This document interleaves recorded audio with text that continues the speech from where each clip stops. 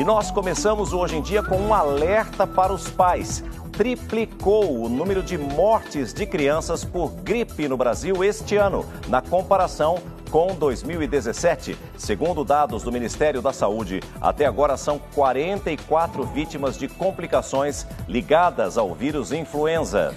E o mais preocupante é que o número de crianças vacinadas contra a doença é a menor dos últimos anos. Veja agora na reportagem de Elaine Cortes como é importante proteger as crianças dos sintomas da gripe. A gente sempre acha que uma gripe vai passar com um remedinho caseiro.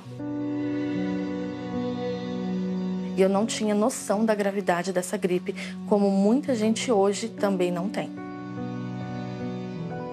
Uma picadinha e Carol poderia estar viva. Na época da campanha, ela tinha 4 meses.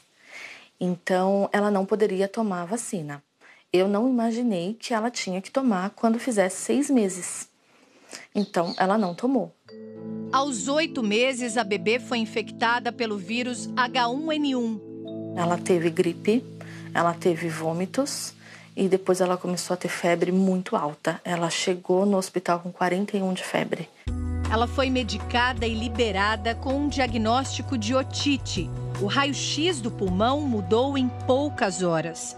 Isso que o vírus faz, ele toma o pulmão todinho. E foi tudo muito rápido, porque no raio-x que ela fez de manhã no domingo, estava tudo bem. O pulmão dela estava limpo. Na terça, o pulmão dela estava tomado. 21 dias de internação, 20 deles na UTI. Eu não queria nunca estar aqui falando sobre isso. Mas que as mães tenham consciência de vacinar os filhos, porque eu perdi a minha filha por falta de uma vacina, por falta de informação. Hoje, a dor da perda é a força para conscientizar outras mães. E hoje as mães deixam de vacinar por boatos, por conversinha que tem em Facebook, por matérias falsas. É por isso que as pessoas deixam e perdem os filhos. A dor de perder um filho não tem cura. Pelo menos 44 crianças morreram por causa da gripe no Brasil. No ano passado, foram 14 óbitos no mesmo período. No total, 3.558 casos. Desses, 608 mortos por causa do vírus H1N1. Esse ano parece ter ocorrido alguns casos mais graves e mais mortes, especialmente em crianças. A campanha de imunização para os grupos de risco se estendeu. O governo determinou que os postos com estoque disponível imunizem inclusive uma faixa maior de crianças. Os grupos de risco são especialmente as crianças pequenas, entre 6 meses e 5 anos de idade, os idosos, que são as pessoas acima dos 60 anos de idade, e especialmente pessoas que possuem doenças que podem fazer com que essa gripe evolua mal. Pessoas que têm asma, quem tem enfisema no pulmão, que é fumante, gestantes, pessoas que estão em sistema prisional, professores ou pessoas que trabalham com o serviço público de saúde, que estão mais expostas aos vírus, são pessoas que necessariamente deveriam se vacinar porque têm maior risco de desenvolver formas graves de doença. Triplicou o número de mortes de crianças por gripe no Brasil este ano.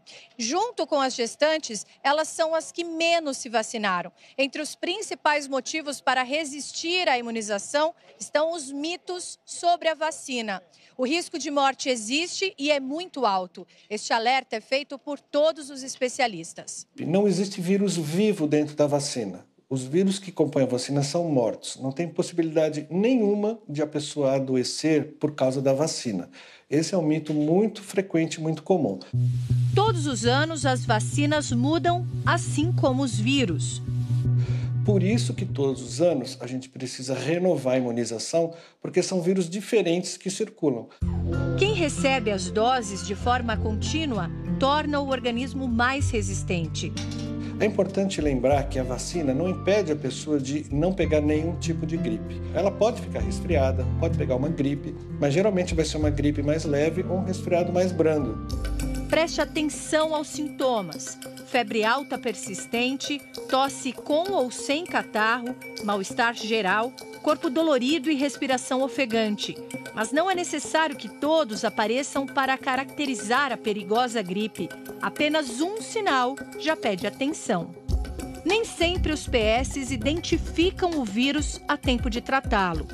Os exames para identificar o H1N1 não vão chegar imediatamente. O resultado vai levar, muitas vezes, até alguns dias para ter o resultado positivo. Então, na dúvida, se é uma gripe bastante importante com sinais de alerta, ela deve ser tratada para H1N1, independente até do resultado positivo. Adultos também devem se proteger, principalmente porque são condutores da gripe. É interessante que os pais também se vacinem, porque ele impede a transmissão, eventualmente, dentro da mesma casa, daquele vírus para outras pessoas. Enzo escapou por pouco. A mãe não notou o perigo. Ele já apresentou febre de 39,6. Eu achei muito alta. No hospital, pediram o exame que saiu rápido, como nem sempre acontece. Eu achei exagerado na hora do H1N1, eu não imaginava que pudesse ser, porque na minha cabeça ele ia ficar derrubado, assim, né? E não foi o que aconteceu o dia todo, só no final do dia mesmo que ele deu aquela caída. E aí o exame saiu em meia hora, mais ou menos, e deu positivo para o H1N1. Aos 3 anos, pela primeira vez, ele ainda não havia recebido a vacina. Desde que ele nasceu, a partir do momento que ele foi liberado para tomar, ele sempre tomou. Esse ano eu ainda não dei, porque uma hora era ele, outra hora era a irmãzinha com tosse, peito cheio, alguma coisa do tipo, e eu fui postergando. O tratamento nem sempre precisa ser feito numa UTI. Enzo recebeu os comprimidos em casa. O tratamento completo durou 5 dias, mas no segundo, terceiro dia eu já percebi uma melhora significativa.